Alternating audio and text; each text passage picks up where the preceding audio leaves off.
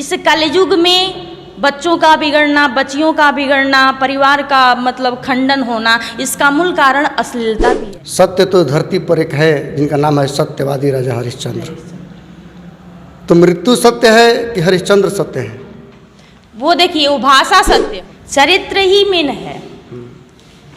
धर्म में यही सिखाया गया है। मानिए राम क्या थे? क्षत्रिय थे, क्षत्रिय थे ना, राजपूती। अभी आपके घर में सत्यनारायण भगवान की कथा हो, पंडित जी को 500 रुपया दक्षिणा देना हो तो आपको ज्यादा लगता है ना? पंडित जी बहुत लालची, किसी एक लक्ष्य को लेकर नहीं चल पाते हैं, इसलिए हम दुखी हैं। क्योंकि हमारा लक्ष्य एक होना चाहिए, भगवत प्राप्ति। और भगवत प्राप्ति गृहस्थ के घर में। जय श्री राम। भागवत कथा के प्रकांड विद्वान, जिनके शब्दों से अमृत रस बरसता है, मानस मंदाकिनी जी हमारे साथ उपस्थित है। मेरा सौभाग्य कि आज इनसे मिलने का अवसर मिला। तमाम सनातन धर्म को लेकर के चर्चा करेंगे। सबसे पहले स्वागत है। सबसे पहले बिहार पथ न्यूज़ के माध्यम से जितने लोग मुझे देख रहे हैं, सबको सादर चरण स्पर्श, सबको जय सिया राम। नौजवान घरेलू महिला भी या नवयुवती लड़कियां भी IAS IPS का सपना लेकर घूमती है, टीचर का सपना लेकर घूमती है, डॉक्टर का सपना लेकर घूमती है, इंजीनियर का सपना लेकर घूमती है। और मानस मंदाकिनी जी ने भागवत चुना इसलिए कि मुझे बचपन से ही इसमें रुचि रहा है, भजन गाना, भजन सुनाना। इसलिए मैं इस मार्ग को चुनी हूँ कि ये मार्ग सबसे हट करके है।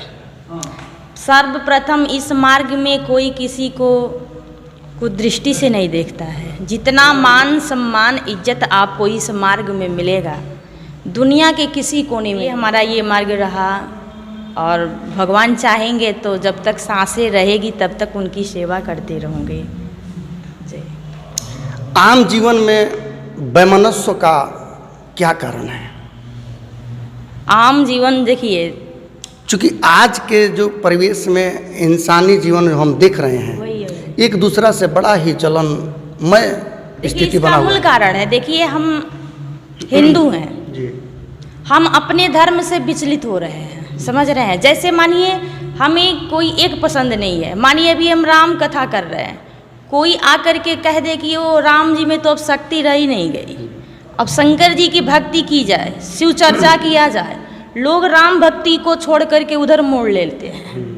दूसरी बात, कोई आकर के कह दे कि शिव जी में वो शक्ति नहीं रह गई, साईं बाबा बड़े हैं, तो हम उधर मुड़ जाते हैं। हम किसी एक लक्ष्य को लेकर नहीं चल पाते हैं, इसलिए हम दुखी हैं। क्योंकि हमारा लक्ष्य एक होना चाहिए, भगवत प्राप्ति। और भगवत प्राप्ति गृहस्थ के घर में बहुत कठिन भी है और बहुत आसान भी है। क्योंकि बाबा तुलसी को ये पता था कि कलयुग में किसी को उतना समय नहीं मिलेगा कि वो बैठ करके 4 घंटा, 10 घंटा, 5 घंटा माला जप करेगा या पूजा करेगा। तो कलयुग में नाम की प्रधानता दी गई है। कलयुग केवल नाम आधारा, सुमिर सुमिर नर उतरहि पारा। तो लोग अपने पथ को छोड़ करके दूसरे मार्ग को अपना रहे हैं, इसीलिए सब लोग दुखी हैं। सबके घर धन बढ़ रहा है, बल बढ़ रहा है, लेकिन सबका चरित्र जो है वो गिरते जा रहा है। क्यों? इसका मूल कारण है अश्लीलता फैलाना। मैं किसी का विरोध नहीं कर रही हूँ, लेकिन मैं इस चैनल के माध्यम से पब्लिक को ये संदेश जरूर देना चाहूँगी कि अभी आपके घर में सत्यनारायण भगवान की कथा हो, पंडित जी को 500 रुपया दक्षिणा देना हो तो आपको ज़्यादा लगता है ना? पंडित जी बहुत लालची हो गए, 500 ले लिए 2 घंटा के लिए, है ना? लेकिन वही 1 घंटा के लिए हम ऑर्केस्ट्रा कराएं, किसी बड़े बड़े स्टार को बुलाएं तो लाखों रुपया खर्चा कर देते हैं और खुशी खुशी कर देते हैं। इसका मूल कारण है कि हम सत्संग के मूल को पहचान नहीं रहे हैं, सत्संग के मार्ग पे नहीं चल रहे हैं, इसीलिए हम दुखी हैं। भागवत कथा आप कहती हैं, और मैं बहुत लोगों को ऐसा देखा हूँ कि कथा सुनते टाइम तो ठीक है सब, लेकिन वो लोग करते वही हैं जो पहले से करते आ रहे हैं, यानी चरित्र में उतारना। जैसे मानस मंदाकिनी जी ने कुछ कहा, जी, अच्छी अच्छी बातों का रसपान कराया, लेकिन जब वहाँ से लोग हटते हैं फिर अपने जीवन शैली से जीना प्रारंभ कर देते हैं, उसको चरितार्थ नहीं कर पाते। देखिए, जब अच्छा चीज़ होगा उसका असर धीरे धीरे होगा। जैसे मान लीजिए आपको 56 भोग खिलाया जाए तो उसका असर आपको धीरे धीरे करेगा। मान लीजिए आपको केसर वाला दूध पिलाया जाए, ताकत के लिए महीना दिन लग जाएगा ना, लेकिन वही उससे भी सस्ता एक चीज़ है जिसे आप ले लेंगे तो विश्व के करोड़पति आप बन जाएंगे, दारू, है ना। तो जो अच्छा चीज़ है वो धीरे धीरे असर करता है, जो बुरा चीज़ है वो बहुत जल्दी असर दिखाता है। वैसे ही ये कथा है, अच्छी चीज़ें किसी को अच्छी नहीं लग रही है, लेकिन हाँ मेरा मानना है कि यदि आप उसे लगातार सुन रहे हैं तो एक न एक दिन आपके भाव में बदलाव जरूर आएगा, आपकी सोच में बदलाव जरूर आएगा, इसमें कोई संदेह नहीं है। एक और परसेप्शन है चरित्र, यानी कोई भी व्यक्ति हो और चरित्र ऊंचा हो तो उसको बड़ा ही ऊंचा दर्जा दिया गया हो। जी, सत्य है जी, चरित्र ही मेन है। धर्म में यही सिखाया गया है। मानिए राम क्या थे? क्षत्रिय थे ना, राजपूत थे, पर उनको भगवान की दर्जा इसलिए दी गई क्योंकि वो कोई अधर्म नहीं किए हैं, उस सद्मार्ग के रास्ते को चुने हैं, उसी पर चले हैं। लेकिन उत्तम कुल पुलस्त के नाती कौन था? रावण, लेकिन कुसंग किया जिसके वजह से उसका पतन हो गया। इसलिए चरित्र से बड़ा कुछ नहीं है। जीवन क्या है? जिसे हम अच्छे से जी लें, जिसे हम अच्छे से जी ले, अच्छे से गुजार ले, उसे को जीवन कहते हैं, उसी को जिंदगी कहते हैं। और ये जिंदगी हमें कहाँ मिलेगी? कहाँ किसी ऑर्केस्ट्रा के पंडाल में नहीं मिलेगी। ये जिंदगी हमें राम कथा के पंडाल में मिलेगी। ये जरूरी नहीं कि कथावाचिका मैं ही हूँ, कोई भी हो।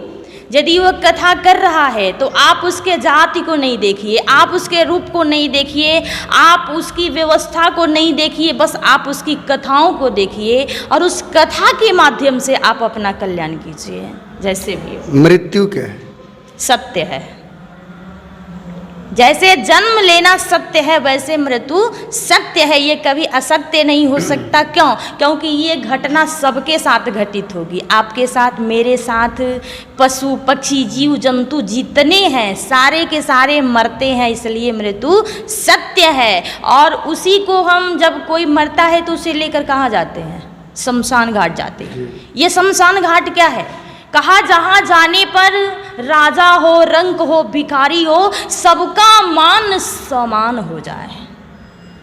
वहाँ किसी के लिए बड़ा या छोटा कोई पदवी नहीं है। वहाँ जहाँ सबका मान सम्मान हो जाए उसे शमशान कहते हैं। और मृत्यु जो है वो सत्य है, आज नहीं तो कल सबकी होनी है, कोई यहाँ जीने के लिए नहीं आया है। स्वर्गलोक में जब मीटिंग बैठा था देवता और ऋषि मुनियों की सत्य की खोज में, तो बीच में नारद जी पहुंचकर काउंटर करते हैं और कहते हैं कि आप लोग कहाँ सत्य ढूंढ रहे हैं? सत्य तो धरती पर एक है जिनका नाम है सत्यवादी राजा हरिश्चंद्र। तो मृत्यु सत्य है कि हरिश्चंद्र सत्य है? वो देखिए, वो भाषा सत्य हो गया। देखिए आप बात कब की कर रहे हैं जी। ये बात आप राम से पहले की बात कर रहे हैं। हम लोग अभी कलयुग में जी रहे हैं, तो हम इस युग में जो सत्य है उसे चुनेंगे जी, है ना। इस यज्ञ मतलब इस कलयुग में जो सत्य है वो हम चुनेंगे। हम त्रेता द्वापर और सतयुग की बातें नहीं करेंगे। क्योंकि हम मानव हैं, वो लोग भगवान थे, तो उनकी ज़िंदगी में और हमारे ज़िंदगी में बहुत अंतर है। इसलिए किसी धर्म को, चाहे किसी बड़े लोगों को अपने ज़िंदगी में न जोड़ा जाए। ये देखा जाए कि कलयुग में हमारा धर्म क्या है, हमारी संस्कृति क्या है, हमारी सभ्यता क्या है। इस पर यदि हम ध्यान देंगे तो जा कर के हमारा उद्धार होगा। चलिए अंतिम सवाल। जगत गुरु राम भद्राचार्य ने 5 ब्राह्मणों को अधम बताया था, शायद आपको पता हो। आपकी क्या राय है? हालांकि छोटी मुँह बड़ी बात हो। ये आप जो न्यूज़ दिखाएंगे पूरे विश्व के लोग देखेंगे, है ना। तो इसमें किसी बड़े को न लाया जाए, समझ रहे हैं ना। वो क्या है लोग? वो लोग विश्व गुरु हैं, धर्म के प्रचारक हैं, तो उनके मुखार बिंद से निकली हुई बातें असत्य नहीं हो सकती, क्योंकि वो विश्व गुरु हैं। विश्व गुरु की उपाधि उन्हें मिली हुई है और वो हम लोगों के लिए वंदनीय हैं, इसलिए उनको इसमें न लाया जाए तो अच्छा। चलिए, भागवत कथा के माध्यम से और मेरे चैनल के माध्यम से जो जुड़े हुए हैं उनको क्या संदेश रहेगा? सबको मैं यही संदेश देना चाहूँगी कि आप कम समय में भी भगवान की भक्ति को प्राप्त कीजिए। तो मैं सभी दर्शकों से हाथ जोड़ करके निवेदन करना चाहूँगी कि अश्लीलता को बंद किया जाए, इसके प्रति आवाज़ उठाई जाए। सबसे हमारे इस कलयुग में बच्चों का बिगड़ना, बच्चियों का बिगड़ना, परिवार का मतलब खंडन होना, इसका मूल कारण अश्लीलता भी है एक। इसे बंद कराया जाए और धर्म को चुना जाए, धर्म के मार्ग पे चला जाए और जहाँ तक हो सके सत्कर्म किया जाए और सत्कर्म करके अपने जीवन को धन्य किया जाए। मैं इस चैनल के माध्यम से अपने पब्लिक को, अपने दर्शकों को यही उपदेश देना चाहूँगी। मेरे चैनल से जुड़ने के लिए आपको हृदय से धन्यवाद। आपको भी बहुत बहुत धन्यवाद। तो ये थी हमारे साथ भागवत कथा के प्रकांड विद्वान मानस मंदाकिनी जी। तमाम बातों को लेकर आपकी क्या राय है, प्रतिक्रिया दीजिएगा। मिलते हैं किसी नेक्स्ट वीडियो में, तब तक के लिए धन्यवाद।